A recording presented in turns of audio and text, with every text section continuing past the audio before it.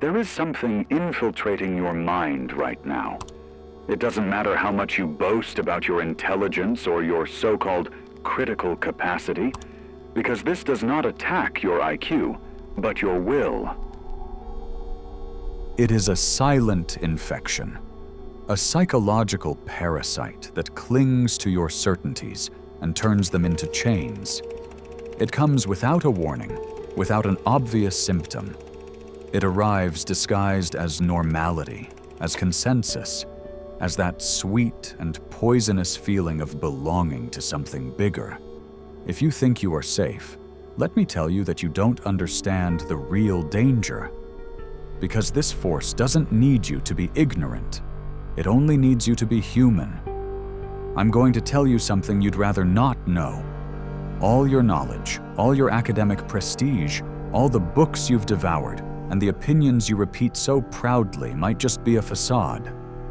A carefully designed theater, so that you never ask yourself if you are free to think. And meanwhile, the real threat grows. Not in the shadows, but right in front of you, with the harsh light of self-complacency illuminating every corner. It is called functional stupidity. Bonhoeffer described it with a chill in his voice. It's not the clumsiness of a fool, but the voluntary abdication of critical judgment. It is the willingness to let others think for you. It is the corruption of your conscience, disguised as virtue. And here comes the part that will hurt you the most. Most of those who fell into it were convinced they were doing good. That certainty was their downfall. Imagine for a moment that everything you defend today, tooth and nail, is a borrowed idea. Imagine that your fervor is nothing more than the inertia of obedience you don't recognize. Don't close your eyes. This is not a mental game. It is a portrait of humanity when it feels comfortable, because comfort is the most powerful anesthetic ever invented. It dulls your judgment, strokes your ego, and before you realize it, you have already handed your will over to the crowd. Does that sound exaggerated? Think about it. Nazi Germany was not a collective delirium that arose overnight.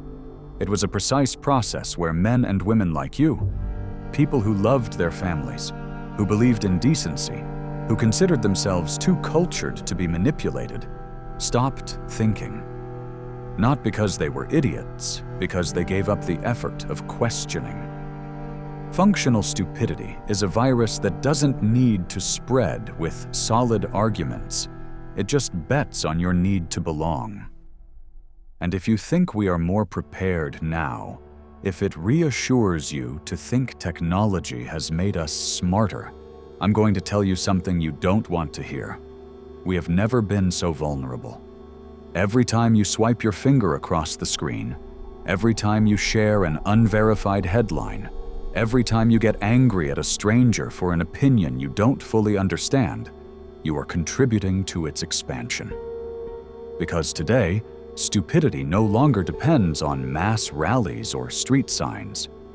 Today, it spreads with the speed of a click and the comfort of an algorithm that only shows you what makes you feel right. But the scariest part is not that. The scariest part is that every time you reaffirm your certainty, a small mechanism in your mind switches off. And that mechanism is the only real defense you have against becoming an automaton. Doubt. The capacity to stop before passing judgment. The will to ask yourself if your indignation is truly yours, or if it was manufactured for you. Do you want to know why functional stupidity is so hard to eradicate? Because it feeds on your self-esteem. It makes you feel that you are on the right side of history. It convinces you that your anger is noble, that your certainties are unassailable, that anyone who dissents is wrong or evil. And while you convince yourself of your virtue, that infection grows and strengthens, like ivy slowly encircling your judgment. Don't think this is theory. Experimenters like Stanley Milgram demonstrated that normal people, people who believed themselves incapable of cruelty, could electrocute a stranger to death if an authority voice asked them to. Does that sound distant? Look around you. Look at the echo chambers where millions repeat slogans they don't understand. Look at the digital mobs that lynch without thinking, that destroy reputations with a satisfied smile. What do you think that is? It's functional stupidity unfolding in all its magnitude. And there is something even more twisted. Intelligence does not immunize you. On the contrary, sometimes the smarter you think you are, the easier it is for you to become its vehicle. Because intelligence gives you arguments to justify your blindness, to wrap your surrender in a heroic narrative. And while you do that, your capacity to dissent withers. This is not about ideologies, nor parties, nor sides.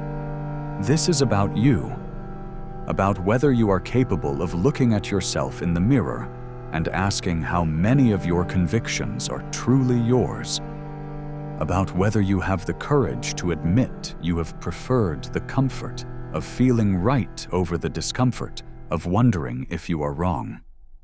The next time you feel the urge to attack someone who doesn't think like you, ask yourself a brutal question. Am I defending the truth or protecting my identity? Because if the latter is more important than the former, you have already been infected. Bonhoeffer's theory is not a distant warning. It is a mirror that today, right now, is showing you something you don't want to see. That functional stupidity is everywhere, and that we are all susceptible. Not for being less intelligent, but for being human. And the only way to resist is to practice intellectual humility every day. The courage to admit you might be wrong. The effort not to react to the first impulse. The curiosity to seek evidence, even if it makes you uncomfortable. But before all that, you need to do something even harder. Admit that you too might be one of those who give up their will while believing they are saving the world. Because that absolute certainty, that need to be right, that desire to belong, are the doors through which this infection enters. And if it doesn't shake you to admit it, it's because it's already inside you. And if you still believe this doesn't concern you, I'm going to tell you something you probably haven't considered. Functional stupidity does not only live in great historical catastrophes, nor in the blinded crowds we see in documentaries. It infiltrates the small, everyday gestures. In that decision you postpone, because everyone seems to agree, it's not the time. In that opinion you don't share for fear someone will label you. In the way you give your attention without resisting, as if your mind were an empty container ready to be filled with any manufactured slogan. But there is an even more perverse and silent scenario that very few have the courage to face head-on. The way technology has turned your cognitive vulnerability into a product. Because if before functional stupidity spread through the pressure of authority or the habit of obedience, now it spreads with surgical precision thanks to algorithms designed to study your most primitive impulses. Think carefully. Every time you tap a red heart on a video, every time you comment angrily, every time you share an incendiary headline, you feed a system that knows perfectly well which emotions to trigger in you. And don't think those emotions are chosen at random. They are the result of millions of invisible micro-experiments that turn your behavior into a predictable pattern. A pattern that is then returned to you amplified, adorned with a wrapper of social approval, designed so you don't hesitate for a second. The attention industry doesn't need to force you to do anything. It has discovered something much more effective: that the illusion of freedom is the strongest chain. Because when you believe you are deciding for yourself, your vigilance switches off. You think you have chosen that opinion, when in reality it was handed to you wrapped in dopamine. You think you share content because it is valuable, when in fact it only activates a carefully cultivated emotional reflex. And that is where the most fertile ground for functional stupidity arises. The space where digital comfort cancels out any trace of doubt. Have you ever wondered why you almost never leave your information bubble? Because that bubble is designed to make you feel safe, to reinforce your identity, to confirm you are right, to give you the instant pleasure of belonging to something. If you have ever thought that others are the manipulated ones, while you are the lucid one who sees the truth, stop for a moment and ask yourself this brutally honestly. How many of your certainties have been built by the very system you criticize? How many of your firmest judgments rely on carefully filtered data designed to please you? It's no accident that indignation has become entertainment. Today, collective anger is a profitable spectacle. Hate is monetized. Polarization is exported as a fast consumption product. And in this scenario, every time you let yourself be carried away by emotion, every time you react before thinking, every time you close your ears to complexity, you are part of that machinery. But here comes the part that hurts the most. Nobody cares that you are aware of this, because a person who questions the narrative, who investigates before opining, who endures the discomfort of not knowing, is not profitable. Critical awareness doesn't generate as many clicks as furious certainty. Doubt doesn't produce engagement. Curiosity doesn't build audience loyalty as fast as indignation. You might think this situation is new, that it is a consequence of the digital era. But if you study it carefully, you will see it is the same dynamic Bonhoeffer denounced almost a century ago, with a different mask. Functional stupidity has always existed, but now it has a global and immediate reach. Before it needed time to multiply. Today it spreads in seconds, without borders or resistance. Do you want to know why this is so hard to stop? Because functional stupidity satisfies a deep desire, the desire for certainty. We live in an age of chronic anxiety, constant changes, information overload. And faced with this overload, the mind seeks refuge. It seeks a clear narrative, a defined enemy, a cause that explains the chaos. Functional stupidity offers it to you. It tells you who is good and who is bad. It gives you the certainty of being on the right side. And you, exhausted, accept it without reading the fine print. That fine print says that by doing so, you give up your will. That you are no longer a citizen with your own judgment, but a cog in a machine designed to keep you angry, divided, and obedient. And it doesn't matter how cultured your intellectual facade is. It doesn't matter how many degrees decorate your biography. If you don't practice conscious vigilance, if you don't question your own bias, sooner or later you will fall into the same abyss. Does that sound alarmist? Maybe.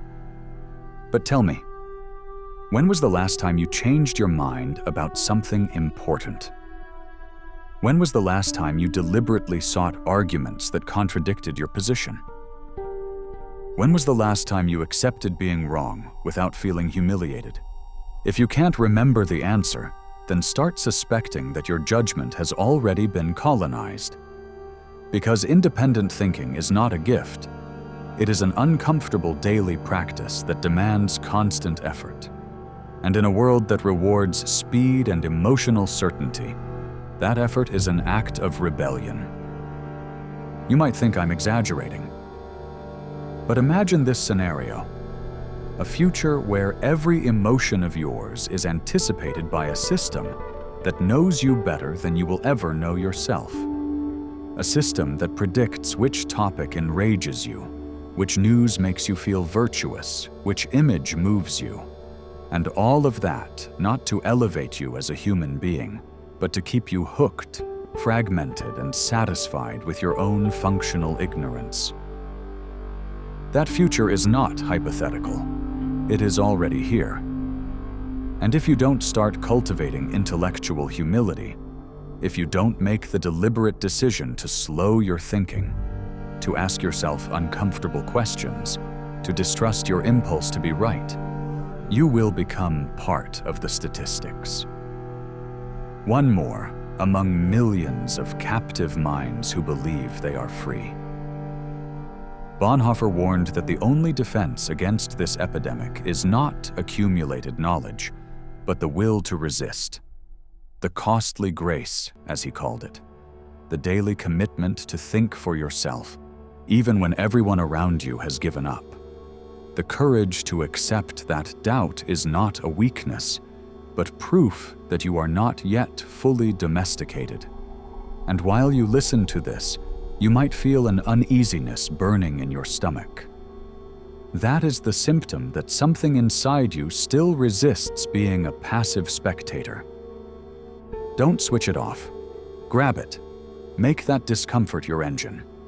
Because in a time where certainty is the preferred drug of the masses, critical doubt is the only sign that you are still awake. But even if now you decide to embrace that discomfort, if you promise yourself that you will think more carefully, I want you to understand something almost nobody mentions. Functional stupidity does not only reside in what you believe, but also in how you manage your emotions. Because misunderstood emotional intelligence, that modern cult of feeling good at all costs, becomes the perfect fertilizer for your judgment to wither without you noticing. We live obsessed with protecting our self-esteem from any scratch, as if it were fragile porcelain. We believe that questioning our certainties is aggression, that tolerating doubt is a symptom of insecurity. But Bonhoeffer knew that emotional intelligence is not about shielding yourself from discomfort. It consists of enduring it without fleeing, of facing head-on that sting of shame that appears when you discover you have been wrong for years. And here is where another of the most treacherous faces of stupidity is revealed: its ability to disguise itself as self-care. Because sometimes emotional comfort is the perfect excuse not to think. Think about all those phrases that sound so good coming from motivational gurus. Trust your intuition. Don't let anyone question your truth. Surround yourself with people who always support you. All of them, if accepted without nuance, are elegant instructions to surrender to confirmation bias. Do you want to know what happens when you only seek to feel validated? That your mind becomes barren ground where no contradictory idea can grow. And that is the beginning of the most dangerous obedience. The one that doesn't even need external coercion because it is born from your own will not to be uncomfortable. Maybe you believe this doesn't affect you, that you are a firm person, hard to manipulate. But allow me to ask you an uncomfortable question. How many conversations have you interrupted before someone could point out a crack in your logic? How many times have you raised an emotional wall to avoid feeling the insecurity of admitting you didn't know as much as you appeared? That reaction, that immediate impulse to protect your ego, is the real mechanism by which functional stupidity traps you. It's not the algorithm, nor propaganda, nor social pressure by themselves.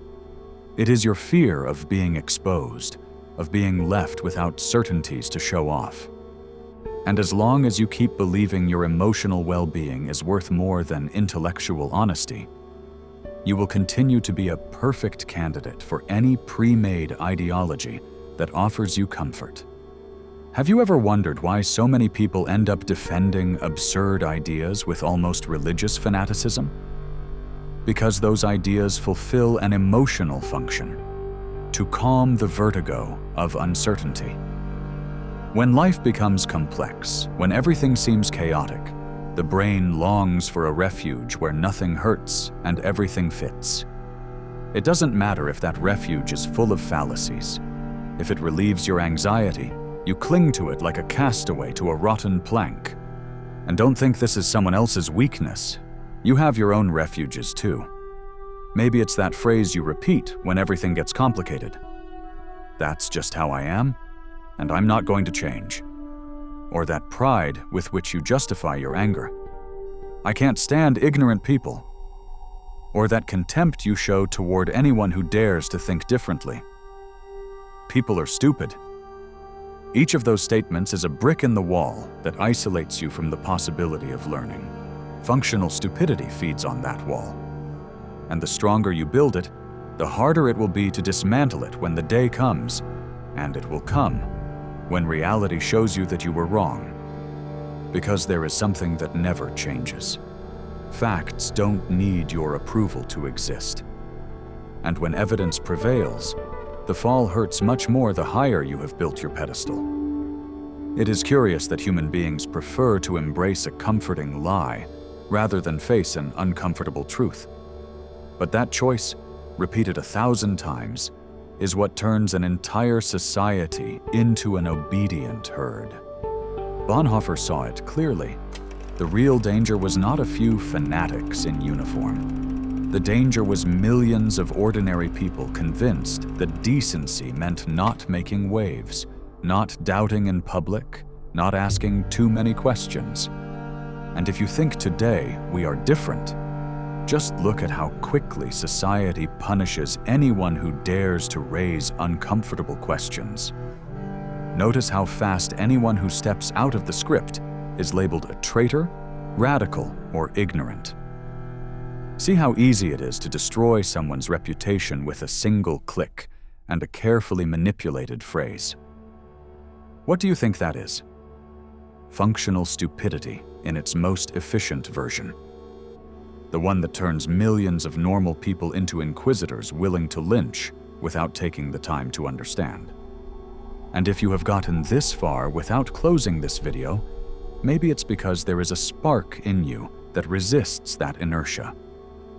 Maybe you sense that your mind deserves something better than repeating slogans designed to soothe your ego. If so, let me tell you that you are facing the rarest and most uncomfortable opportunity of all. The opportunity to start doubting your own certainties. I don't ask you to give up your ideas. I ask you something much harder. That you subject them to merciless scrutiny. That you be capable of asking yourself over and over if what you defend so fervently is the fruit of your investigation or the residue of programming you don't even remember when it began. Because, as hard as it is to admit, most of us don't think. We only recycle other people's thoughts.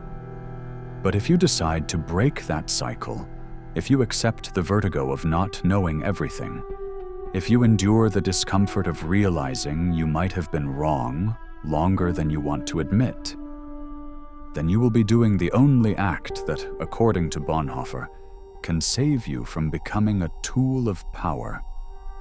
The act of truly thinking. And that act, simple as it sounds, is the most revolutionary there is.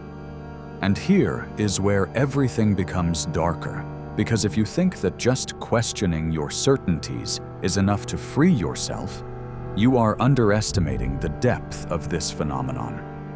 Functional stupidity does not only live in your ideas, nor feed solely on your emotional need for validation. It has another dimension, much more insidious, that almost no one recognizes: cognitive laziness. That mental fatigue that whispers in your ear that it's okay if you stop reflecting for a day. And then another, and another. Because we rarely admit it, but thinking hurts. It requires energy, discipline, and an uncomfortable capacity to live with doubt. The brain, by nature, seeks shortcuts. It prefers the known, the predictable, what confirms its narrative. And in that lazy inclination for intellectual comfort, the worst scenario flourishes. The moment you start feeling that reflection, is a dispensable luxury. Maybe now you think intelligence is a matter of innate talent, something some have and others don't. But the truth is much harsher. Intelligence is a practice, and like any muscle, if you stop training it, it atrophies. Functional stupidity doesn't need great acts of betrayal of your conscience. It is enough that you stop exercising it, little by little, without drama, barely noticing. Do you know how many times you have deliberately chosen not to inform yourself because it's too complicated? How many times have you closed an article halfway because it didn't confirm your position? How many times have you avoided a debate because it implied reviewing your stance?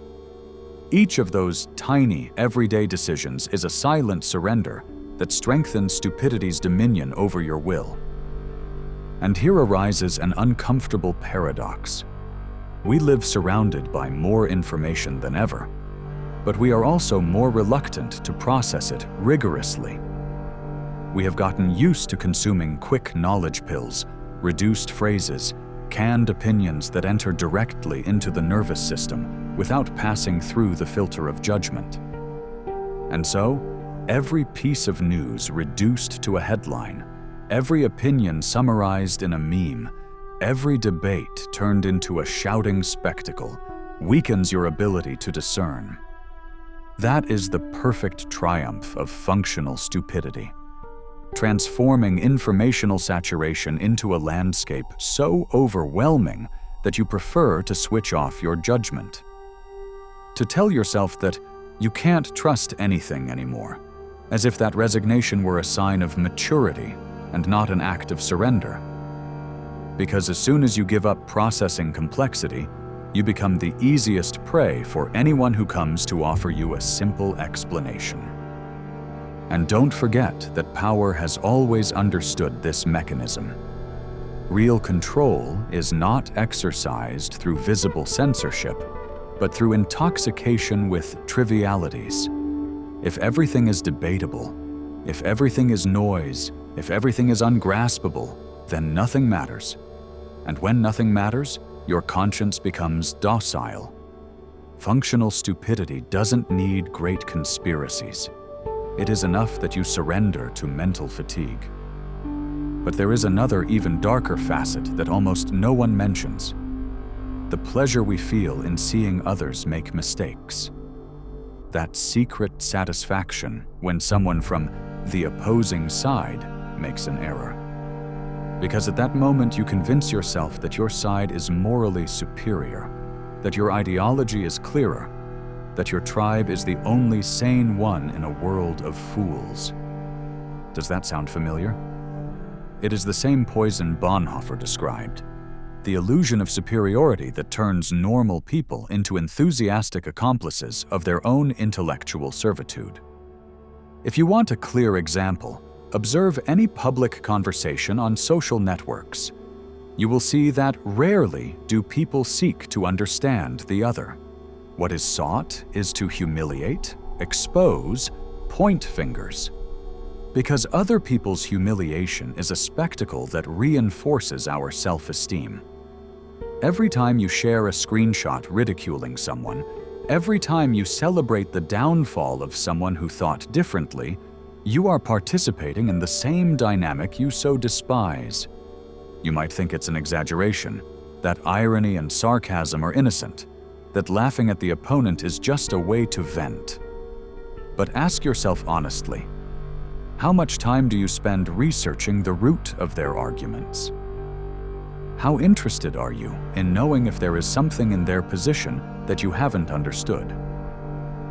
If the answer is little or none, then functional stupidity has already made you a pawn, even if you disguise yourself as a critic. And here comes the nuance nobody wants to admit. It is not necessary to be absolutely ignorant to succumb. You can be cultured, you can have read dozens of books, you can have a sophisticated vocabulary, and yet behave like a herd with heirs. Because the problem is not the lack of data, it is the refusal to digest them with humility. If you have come this far, I want to throw you a question that admits no easy answer. What part of you enjoys thinking that others are idiots? What secret satisfaction do you find in that judgment? What lack of yours feeds that contempt? Because until you answer with brutal honesty, you will remain trapped in the cycle. And don't fool yourself. Getting out of it is not a heroic process you can complete in an afternoon of reflection. It is an uncomfortable daily discipline that consists of distrusting your own intellectual arrogance, returning again and again to the question that hurts the most. What if I'm the one who hasn't understood anything? Bonhoeffer understood this in the darkest moment of recent history. Lucidity is not an aesthetic stance. It is a commitment paid with discomfort, with loneliness, and sometimes with the renunciation of the security of belonging. And now that we've made it this far, before we continue, I want to present the following to you. Our book, The Formula of Awakening, is now available. Do you feel like there's something inside you that wants to awaken, but you don't know where to start? Then I invite you to transform your way of thinking, and with it, your way of living. Discover who you can become. Start today. The link to get the ebook is in the first pinned comment of this video. Grab your copy now at a great price. With that said, let's continue with the video. And although that renunciation seems unbearable, it is the only price that allows you to keep your will intact. So don't rush to feel safe. Don't rush to believe your judgment is purer than others. Because functional stupidity is patient. It can wait years. It can disguise itself as conviction, sarcasm, moral superiority. It can present itself as the inner voice that tells you you already see everything clearly. The question, in the end, is as simple as it is devastating. Are you willing to stop being its vehicle? Do you have the courage to lose the comfort of always feeling right? Because if not, all this you have heard will be just another anecdote you forget tomorrow when you go back to refuge yourself in the prefabricated certainties that soothes your fear of not knowing who you are.